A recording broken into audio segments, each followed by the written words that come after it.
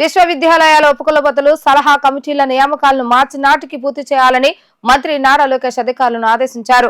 పాఠశాల పుస్తకాల బరువు తగ్గించి నాణ్యత పెంచేలా నూతన పాఠ్య ప్రణాళిక రూపొందించాలని స్పష్టం చేశారు.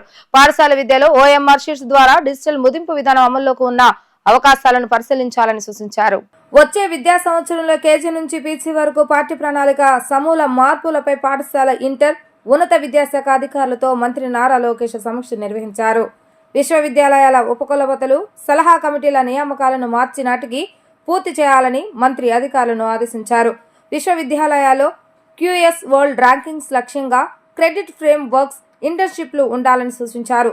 వర్సిటీ వసతి గృహాలను మెరుగుపరిచేందుకు సలహా బాక్సులు ఏర్పాటు చేయాలన్నారు. సీఎం నేతృత్వంలో ఏర్పాటయ్యే సలహా కౌన్సిల్ సభ్యుల ఎంపికలో విద్యావేత్తలు, పారిశ్రామికవేత్తలు, పరిశోధన నిపుణులకు స్థానం కల్పించాలని దిశానిర్దేశం చేశారు.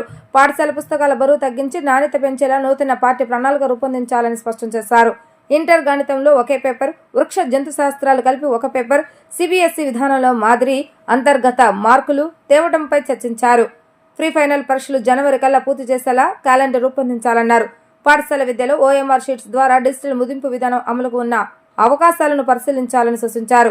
ప్రభుత్వం ఆధ్వర్యంలో ప్లే స్కూల్ ఏర్పాటు చేసే పాలసీలపైన అధికారులతో మంత్రి లోకేష్ చర్చించారు.